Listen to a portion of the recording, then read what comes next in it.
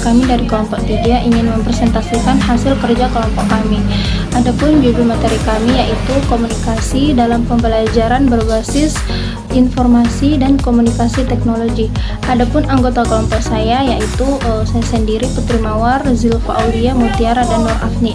Saya pemateri pertama ingin menyampaikan materi tentang komunikasi dan pembelajaran. Yang pertama itu pengertian komunikasi.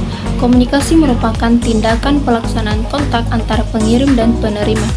Dengan bantuan pesan, pengirim dan penerima memiliki beberapa pengalaman bersama yang memberi arti pada pesan dan simbol yang dikirim oleh pengirim dan diterima serta ditafsirkan oleh penerima.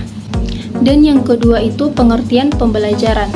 Pembelajaran merupakan proses yang berfungsi membimbing para peserta didik di dalam kehidupannya, yakni membimbing mengembangkan diri sesuai dengan tugas pengembangan yang harus dijalani.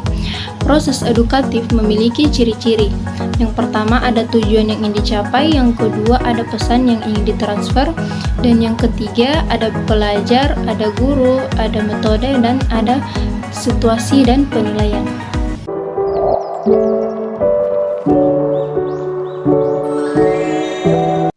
Assalamualaikum warahmatullahi wabarakatuh.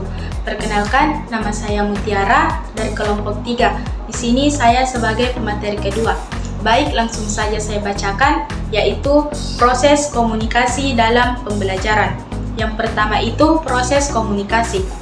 Komunikasi merupakan suatu proses yang melibatkan dua orang atau lebih dan di dalamnya terjadi pertukaran informasi dalam mencapai suatu tujuan tertentu. Dilihat dari prosesnya, komunikasi dibedakan atas komunikasi verbal dan komunikasi nonverbal. Komunikasi verbal adalah komunikasi dengan menggunakan bahasa, baik bahasa lisan maupun bahasa tulisan. Sedangkan komunikasi nonverbal yaitu komunikasi yang menggunakan isyarat, gerak-gerik, gambar, lambang, mimik muka, dan sejenisnya. Yang kedua, desain pesan dalam pembelajaran. Pembelajaran sebagai proses komunikasi dilakukan secara sengaja dan terencana karena memiliki tujuan yang telah ditetapkan terlebih dahulu. Agar pesan pembelajaran yang ingin ditransformasikan dapat sampai dengan baik, maka Malcolm sebagaimana dikutip oleh Abdul Ghafur 2006 menyarankan agar guru-guru mendesain pesan pembelajaran dengan memperhatikan prinsip-prinsip sebagai berikut, yaitu yang pertama, kesiapan dan motivasi. Kedua, alat penarik perhatian. Yang ketiga, partisipasi aktif siswa. Dan yang keempat itu pengulangan. Sekian dari saya. Wassalamualaikum warahmatullahi wabarakatuh.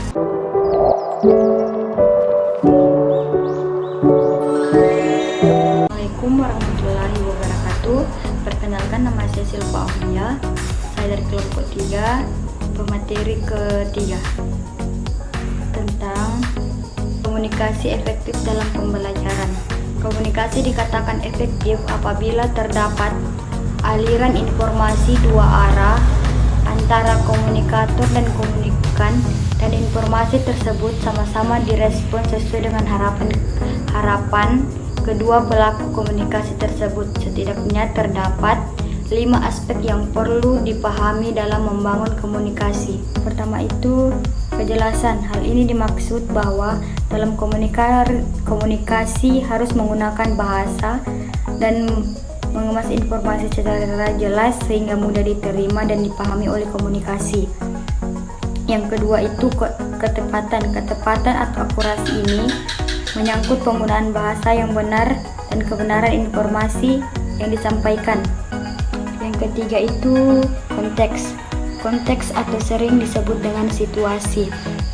Maksud adalah bahwa bahasa dan informasi yang disampaikan harus sesuai dengan keadaan dan lingkungan tempat komunikasi itu terjadi. Yang keempat itu alur. Bahasa dan informasi yang akan disajikan harus disusun dengan alur atau sistematik yang jelas sehingga pihak yang menerima informasi cepat tangkap. Yang kelima itu budaya. Aspek ini tidak saja menyangkut bahasa dan informasi, tetapi juga berkaitan dengan tata krama dan etika.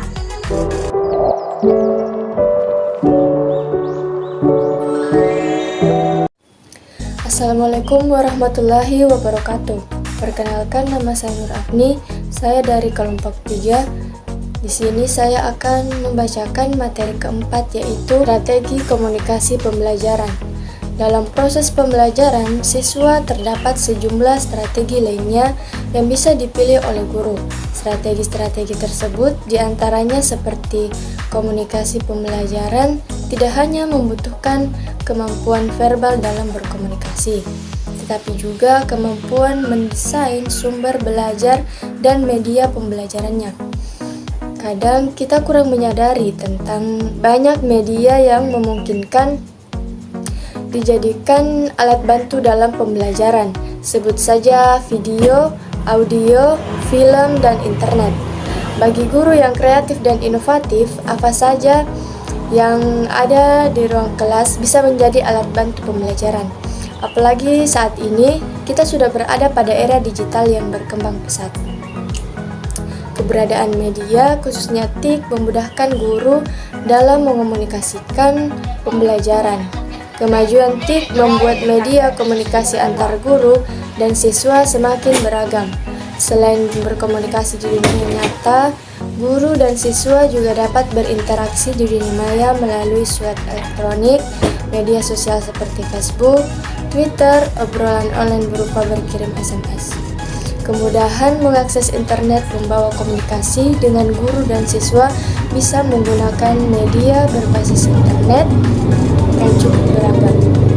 TIK mengubah sebagian cara hidup kita, termasuk cara berkomunikasi.